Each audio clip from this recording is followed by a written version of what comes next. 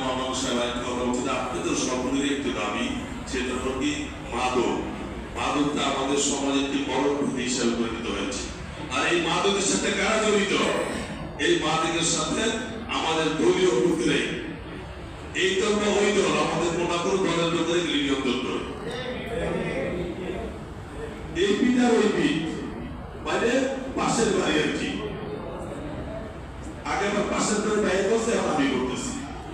আমরা কথা বলতে পারি না। কথা বলতে পারে কি আমাদের নেতা আমাদেরকে বাধা সৃষ্টি করে, তাদের কোনো কাজ নাই, মাদক বিক্রি তাদের সংসার পাবে। আরে তাদের বাচ্চাদের কি হবে, তাদের সংসার কি হবে?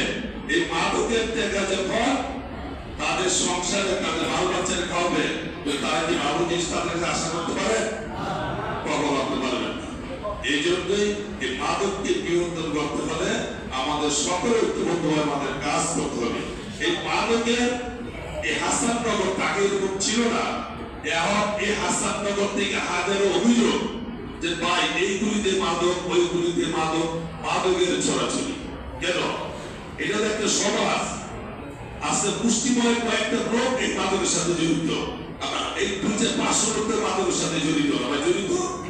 এখানে পুষ্টিময় কিছু লোক মাদকের সাথে জড়িত। আমরা অনেকেই কিন্তু জানি কারা কারা এর পিছনে কর্মকর্তারা আছে। হয়তো আপনারা অনেক কর্মীরা আছে, আপনারা বাহিরের লোক, অনেকেই থেকে প্রতিবাদ করতে পারেন না। কেন পারেন না? আমরা আজকে আমাদের প্রতিবাদ করতে যাব, পরবর্তীতে আমাদের উপরে কোনো আঘাত আসে নাকি। আর সবসময় খেয়াল করবেন, যখন কোনো অবৈধ কাজ এলাকাতে হবে, সেটা সেই দলের পুরো লোক সেটার সাথে জড়িত থাকে। সেই দলের লোক ছাড়া কখনো কি এই অবৈধ কাজ এলাকাতে করতে পারবে না।